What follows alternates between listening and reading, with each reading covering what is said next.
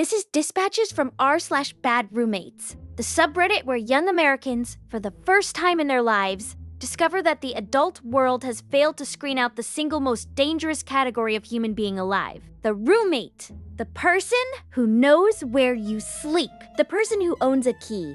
The person who, within 2 weeks of move-in, will reveal that their understanding of shared space was forged entirely in their own deeply confusing childhood. Tonight, 5 letters, 5 cohabitation war crimes, 1 spreadsheet with 12 tabs, 1 package of raw chicken that has, at the time of this writing, been sitting on a counter in Boulder for 11 consecutive days. Let us begin. 11 days. The single most important data point in the entire episode, disclosed, like all important data points, within the first 60 seconds. The chicken is not a plot device. The chicken is the subject. The chicken is the author. The chicken is, in a very real sense, writing this podcast.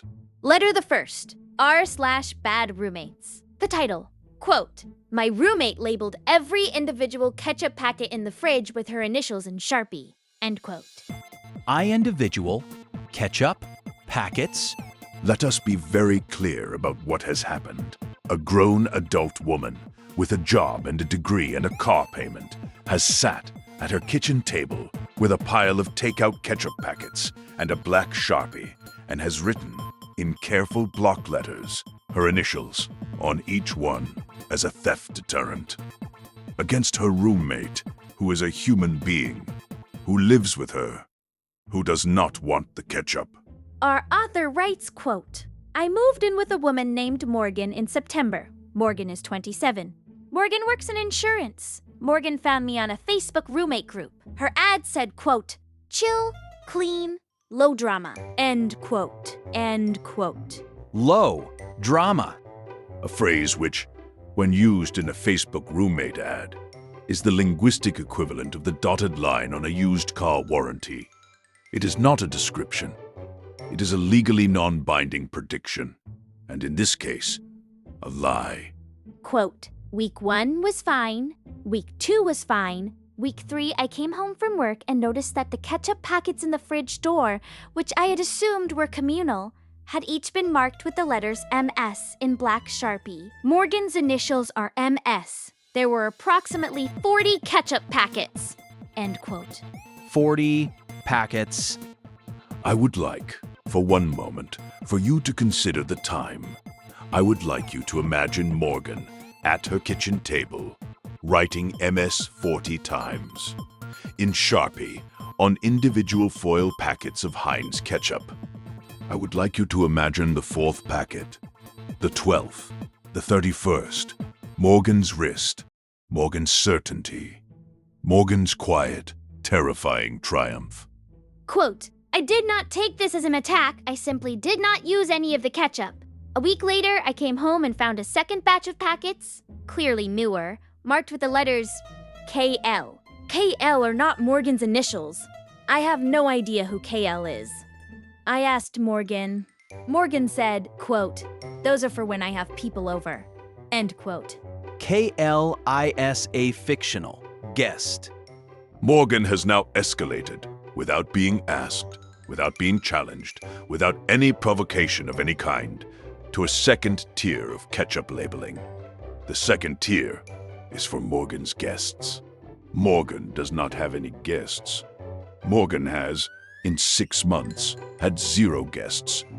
Morgan is preparing for a dinner party that will never occur and labeling the condiments in advance for a guest whose initials are KL, who does not exist. Quote, "Week 5, I opened the fridge to get milk. There was a sticky note on my almond milk. The sticky note said, quote, 'Please do not block the ketchup,' end quote. I had not blocked the ketchup. The ketchup was in its own door compartment. The almond milk was on the second shelf," end quote. Please do not block the ketchup. A sentence so profoundly psychotic that it would not be believed in a novel, and yet it is written in pen on a sticky note on an almond milk carton in an apartment in Minneapolis. Morgan is not worried about the ketchup. Morgan is worried about the principle, Morgan is protecting a fictional guest from a fictional inconvenience. Quote, I told my boyfriend. My boyfriend came over. My boyfriend opened the fridge and saw the ketchup. My boyfriend is a federal prosecutor. My boyfriend said, quote, I have put actual mobsters in prison, and I have never seen anything this committed. End quote. End quote. A federal prosecutor. A federal prosecutor, a man who has interviewed literal racketeers, has assessed Morgan's ketchup operation and classified it, in his professional opinion, as the most committed criminal enterprise he has witnessed in his career. I believe him. I am inclined, on this evidence, to believe him entirely. Quote, I bought my own bottle of ketchup, Heinz, 20 ounce. I put it on the middle shelf. I labeled the bottle with a label maker in font size 16 with my full legal name, my middle name, my last name, my date of birth, and the phrase, quote, this is not for sharing, end quote. Morgan has not spoken to me in 11 days, end quote. Font, size, 16. The only correct response to labeled ketchup is an escalation so absurd it renders the original labeling retroactively embarrassing. Our author has not won the ketchup war. Our author has, with a label maker and a middle name, invalidated Morgan's entire emotional infrastructure. Letter the second, r/college rants. The title, quote, my college roommate holds a nightly meeting in our dorm where she reads grievances from a spiral notebook, end quote. Nightly. Meeting. A freshman at a state university has, by the fourth week of her first semester, been subjected to an institution so terrifying that it has its own parliamentary procedure, a nightly meeting, a standing agenda, a presiding officer, a spiral notebook of grievances. The only thing missing is Robert's Rules of Order, and even that, I suspect, is on the bookshelf. Our author writes, quote, I am a 19-year-old freshman. My roommate Caitlin is 18. We were randomly assigned. On our first night, Caitlin told me she had, quote, some expectations for our shared space, end quote. I said, sure. What are they? Caitlin said, quote, we will discuss them every night at 10:30 p.m., end quote. 10:30 p.m. A start time that has been chosen with clinical precision. 10:30 p.m. is late enough that our author is tired. 10:30 p.m. is early enough that she cannot escape to sleep. 10:30 p.m. is the hour at which a roommate's defenses are lowest and a tribunal's authority is highest. Caitlin, whatever she is majoring in, should be majoring in interrogation. Quote, at 10:30 on the first night, Caitlin sat cross-legged on her bed. Caitlin opened a spiral notebook. Caitlin said, quote, I am going to read you today's items, end quote. The items included, in order, quote, you left a hair tie on the desk. You laughed at something on your phone at 9:15. You did not say hello when you came in from class. And you plugged your charger into the outlet I was planning to use later, end quote. End quote. The outlet she was planning to use later. A grievance so structurally impossible that it has transcended the category of complaint and entered the category of theology. Caitlin has been wronged by an outlet that she has not yet used. The outlet is still available. The outlet works perfectly. Caitlin is, in fact, pre-litigating. Quote, I tried to laugh it off. I said, is this a joke? Caitlin said, quote, I do not joke about shared space, end quote. Caitlin then wrote, in her notebook, quote, laughed at the meeting, end quote. I watched her write it. I watched her underline it, end quote. Laughed at the meeting. A new offense created live at the meeting itself is the single most satisfying piece of bureaucratic architecture in the entire corpus of this subreddit. Caitlin is generating grievances at a rate faster than they can be adjudicated. Caitlin is the only known self-sustaining grievance engine in North American academia. Quote, by the end of the first month, the notebook had 63 pages of complaints. 63. I counted Once, when Caitlin was in the shower, the complaints included, quote, sighed at 2:13 p.m. on a Tuesday, end quote. Quote, made the pillow wrong, end quote. And my personal favorite, quote, exists with a volume I find intrusive, end quote, end quote. Exists with a volume I find intrusive. The single most elegant, terrifying, and honest sentence ever written by a college freshman about her own roommate. Caitlin is not mad at any specific thing our author has done. Caitlin is mad that our author has a body. Caitlin is mad that our author takes up air. Caitlin would, if she could, file a grievance against respiration. Quote, I went to my resident advisor. My resident advisor was a junior named Priya. Priya was holding a can of LaCroix. Priya said, quote, oh my God, you have Notebook Caitlin. We know about Notebook Caitlin. She's the third Notebook Caitlin this year. End quote. End quote. The third notebook, Caitlin. The revelation that this institution has a recurring archetype, that Caitlin is not a person but a pattern, that every single year the dorm assigns a new Notebook Caitlin to an unsuspecting freshman, is, in my opinion, the most genuinely horrifying sentence in the entire letter. Caitlin is not unique. Caitlin is structural. Caitlin is a subroutine in the state university operating system. Quote, Priya moved me into a single. I moved out at 1 a.m. on a Tuesday. I took my hair tie with me. On the way out, I wrote one grievance in Caitlin's notebook. It said, quote, I am leaving. You will have to find a new body to resent, end quote. I signed it with my full legal name, end quote. A new body to resent. A closing sentence worthy of the entire history of roommate literature. Our author has correctly identified that Caitlin's resentment is not personal. Caitlin's resentment is a vessel in search of a person, and our author has, in a single act, freed herself from the vessel and handed Caitlin back her own notebook. Letter the third, r/bad roommates. The title, quote, my roommate has left a package of raw chicken on the counter for 11 days and refuses to acknowledge it is there, end quote. 11 days. We have returned, as promised, to the chicken. The chicken is no longer simply a chicken. The chicken is a test case. The chicken is a psychological experiment. The chicken is, as of day 11, sentient.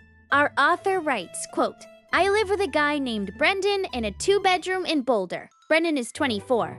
Brendan works from home, quote, in crypto, end quote. 11 days ago, Brendan bought a package of raw chicken thighs at King Soopers. Brendan put the chicken on the kitchen counter. Brendan has not, at any point in the subsequent 264 hours, moved the chicken, end quote. Brendan works in crypto. 3 words that, when used to describe a 24-year-old man in Boulder who has left raw poultry on a kitchen counter for over a week, tell you every single thing you need to know about Brendan's internal state, Brendan's daily routine, and the approximate balance of Brendan's checking account. Quote, for the first 3 days, I did nothing. I assumed Brendan would notice. Day 4, I said, quote, hey man, the chicken, end quote. Brendan said, quote, yeah, I know, end quote, and continued typing on his laptop. Day 5, I said, quote, Brendan, seriously, the chicken, end quote. Brendan said, quote, I am dealing with it, end quote, end quote. I am dealing with it. A phrase that, in the mouth of Brendan, has been stripped of all meaning. Brendan is not dealing with it. Brendan has never in his entire adult life dealt with it. Brendan's understanding of the verb, quote, to deal with, end quote, is a pure rhetorical move, a sound, a vibration, a placeholder for what a roommate would say if a roommate were capable of the underlying concept. Quote, day 7, the chicken began to smell. I could smell it from the living room. I put on gloves. I said, quote, Brendan, I am going to throw out the chicken, end quote. Brendan looked up from his laptop. Brendan said in a flat, serious voice, quote, do not touch my property, end quote, end quote. Do not touch my property. Brendan has, by day 7, elevated a rotting package of poultry to the status of personal property, of protected asset, of something Brendan would, if pressed, describe as his chicken. Brendan has entered into a parasocial relationship with his own dinner. Brendan and the chicken are now, functionally, a couple. Quote, day 9, I called our landlord. The landlord, a man named Rick, came over. Rick walked into the kitchen. Rick smelled the chicken. Rick went pale.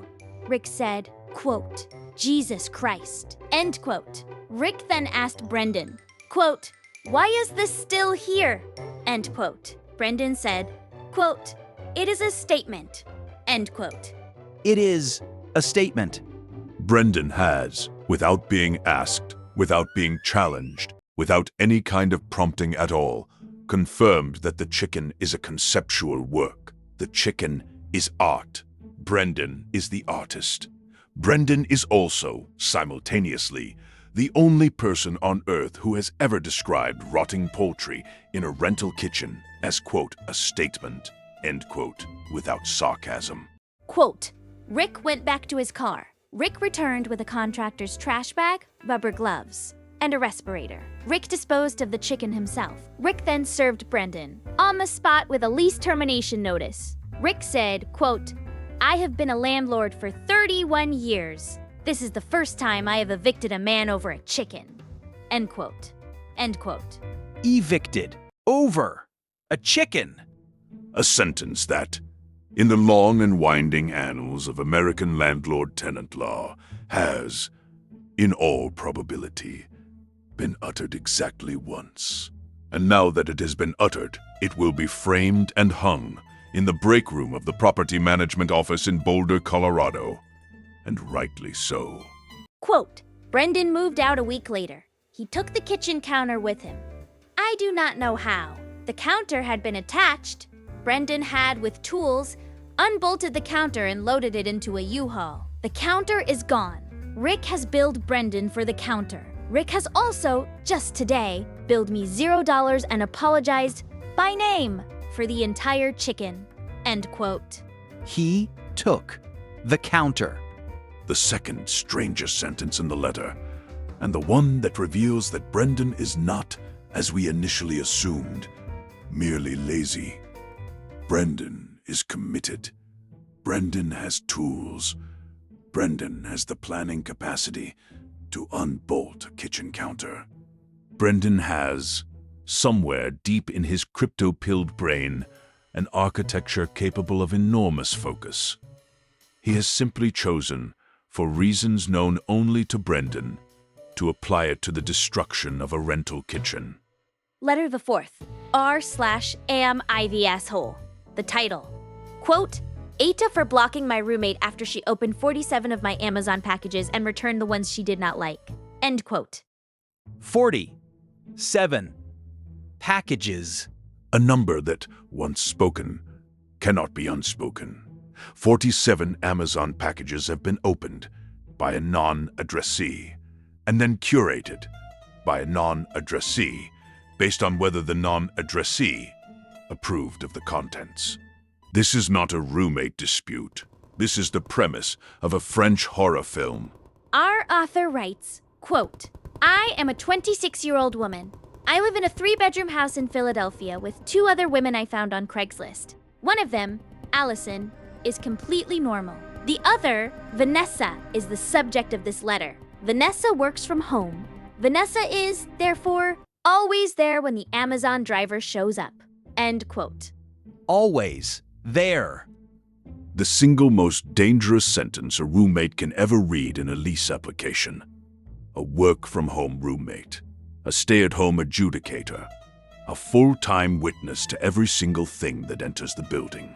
And Vanessa, unlike most witnesses, is not merely observing. Vanessa is editing. Quote, over the course of 4 months, I ordered a number of things from Amazon. A dress, a set of sheets, a blender, a candle, some books, some vitamins. The usual. I noticed that my packages were consistently not at the front door when I got home. I assumed they were being stolen. I installed a Ring camera. End quote. The usual. A word which, in the context of this letter, is load-bearing. These are ordinary purchases. These are not luxury items. These are not controversial. Vanessa's objections, when they come, will not be based on quality. They will be based on taste. They will be based on Vanessa. Quote, the next Amazon delivery, I watched the camera. Vanessa took the package inside the house. I checked the camera 4 hours later. Vanessa walked back out with the same package, resealed and placed it on the porch. She had opened it, she had looked inside, she had put it back. End quote. She resaled it. Vanessa is not a thief. Vanessa is a quality control officer. Vanessa has established in her own mind an approval process for items entering the house, and Vanessa has assumed the authority to review every item against that process. In the 45-minute window between the driver's arrival and our author's return from work, Vanessa has built, in a Craigslist sublet, an unpaid internal customs agency. Quote, I confronted Vanessa. I asked her directly if she had been opening my packages. Vanessa said, quote, I open them to see if they are appropriate for the house. End quote. I said, what does that mean? Vanessa said, quote, we share an energy. Some items carry the wrong energy. I remove them for you. End quote. End quote. We share an energy. Vanessa is not a roommate. Vanessa is a priestess. Vanessa has, without being hired, without being consulted, without being anything other than a person with a lease, declared herself the spiritual gatekeeper of a 3-bedroom house in Philadelphia.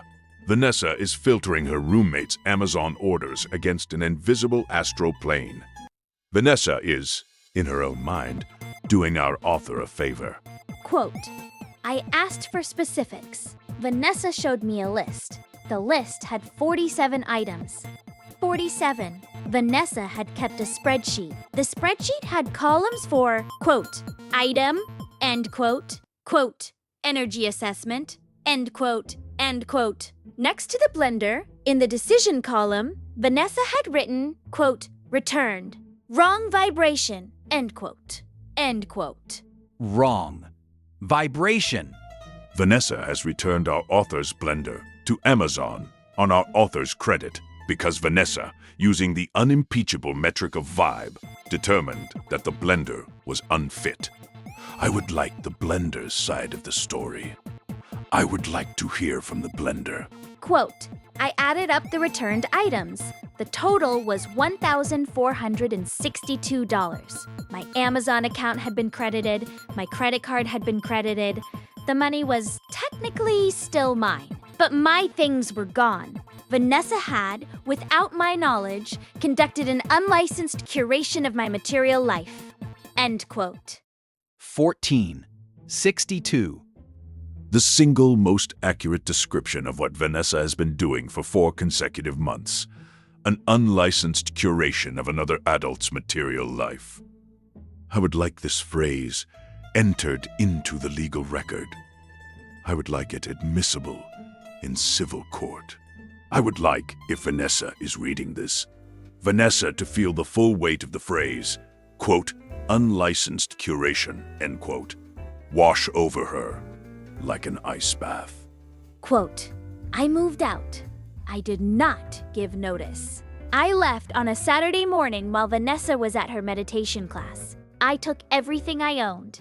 I left the Ring camera. On the camera, in the note section, I recorded one message. It said, quote, the house has the wrong energy. I am removing myself for you. End quote. End quote. I am removing myself for you.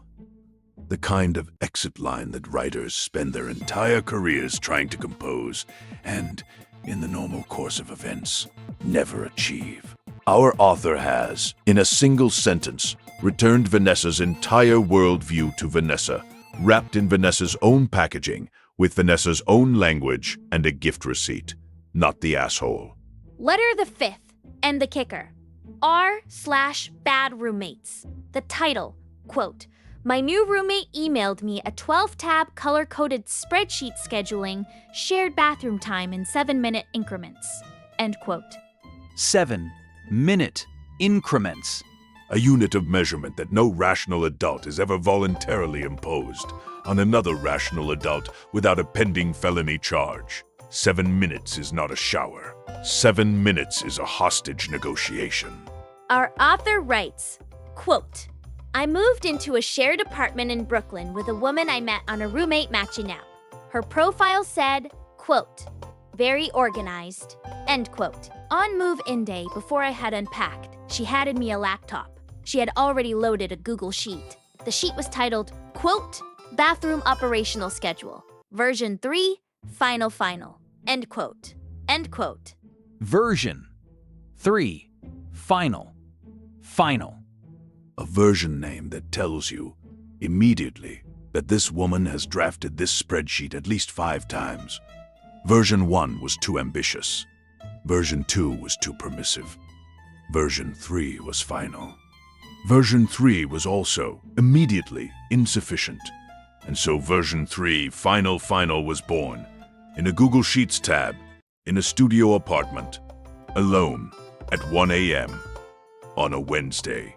Quote, "The spreadsheet had 12 tabs. The tabs were, in order, quote, 'schedule,' end quote, 'shower protocol,' end quote, 'sink etiquette,' end quote, 'toilet paper accounting,' end quote, 'fragrance policy,' end quote, 'dispute resolution,' end quote, 'monthly audit,' end quote, 'guest provisions,' end quote, 'water usage tracking,' end quote, and finally, quote, 'about me,' end quote. Toilet, paper, accounting. A tab that presupposes a level of distrust so profound, so baseline, so foundational to this woman's worldview that she has built into her first day in a new apartment, a ledger system for the consumption of 2-ply. I would like the ledger template. I would like to file it with the Smithsonian. I would like future generations to know what we survived. Quote, "The shower protocol tab was 5 pages long. It included, and I am not exaggerating, a Gantt chart. The Gantt chart showed, by 7-minute block, who had access to the bathroom at every moment between 5 a.m. and 11 p.m. on weekdays. My window, on Tuesdays, was 6:21 a.m. to 6:28 a.m. The window was labeled, quote, 'full bathroom access, standard hygiene profile,' end quote, end quote. Standard. Hygiene. Profile. A clinical term that is, in no known discipline, a clinical term. It is, in fact, a phrase she has invented in her own mind to give her bathroom management system the aesthetic of medical documentation. Our new roommate is not a control freak. Our new roommate is simulating the administrative apparatus of a hospital, with herself as the chief of staff and us as the standard hygiene profile. Quote, "I asked politely if the schedule was flexible. She said, quote, 'The schedule is the schedule,' end quote. I asked what happened if I needed to use the bathroom outside of my window. She opened the emergency overrides tab. She said, quote, 'You fill out this form,' end quote. The form had 14 fields. One of the fields was, quote, 'reason for deviation,' end quote. One of the fields was, quote, 'projected duration,' end quote. One of the fields was, quote, 'witness signature,' end quote. Witness. Signature. A field that has been added to a shared bathroom deviation form for legal reasons. Our author's roommate has anticipated, in advance, the possibility of bathroom deviation fraud. Our author's roommate has, in her mind, built out the entire evidentiary chain for a civil case that will never happen in a jurisdiction that does not exist, over a shower stall she does not own. Quote, I thanked her. I said I would review the document. I went into my bedroom. I called my mother. I said, quote, Mom, I need to break a lease on my first day, end quote. My mother said, quote, get out of that apartment right now, end quote. I did. I left within 40 minutes. I forfeited the deposit. $1,500 I have ever spent, end quote. Best 1,500 ever spent. A deposit so well forfeited that it has, retroactively, become an investment.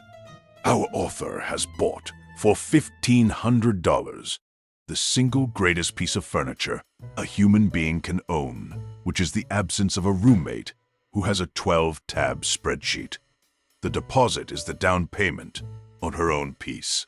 The deposit is, in a sense, the rent on her own soul. Quote, I later found out from a former roommate of hers that the same spreadsheet had been shared with 4 previous roommates. All 4 of them had left within 2 weeks. The spreadsheet was not, in any sense, a tool. The spreadsheet was a screening device. If you accepted the spreadsheet, she would move on to version 4, final, end quote. Version 4. The spreadsheet is, in fact, the negotiation. The spreadsheet is the first bid. The spreadsheet is the door she opens with, and every subsequent roommate is expected to counter. The spreadsheet is not the law. The spreadsheet is the ask, and all 4 of her previous roommates, correctly, walked. 5 letters, 5 roommates, a labeler, a tribunal, a chicken, a curator, and a Gantt chart. Each of these people is, in her own way, trying to live a life. Each of these people is, in her own way, making it impossible for another life to exist in the same square footage. The roommate is not a person. The roommate is a test of the premise of adulthood, and a lot of us, on move-in day, are failing it. A test of the premise of adulthood. And the passing grade, in 9 out of 10 cases, is knowing when to break the lease. The security deposit is a tuition. The U-Haul is the diploma. This has been Dispatches from r/bad roommates. I remain your correspondent. If your roommate keeps a spiral notebook of your grievances, leave. If your roommate calls a rotting chicken, quote, a statement, end quote, leave. If your roommate hands you a 12-tab spreadsheet on move-in day, leave before you finish unpacking. The deposit is the smallest, cheapest, most beautiful price you will ever pay for the rest of your life. The smallest, cheapest price. The deposit is the price of a door closing behind you. And in the end, the door is the whole apartment. The door is the whole apartment. And the U-Haul, parked at the curb, is not a vehicle. The U-Haul is a verdict. The U-Haul is the only appeal any of these 5 authors will ever win. And, in every single case, the U-Haul wins by default.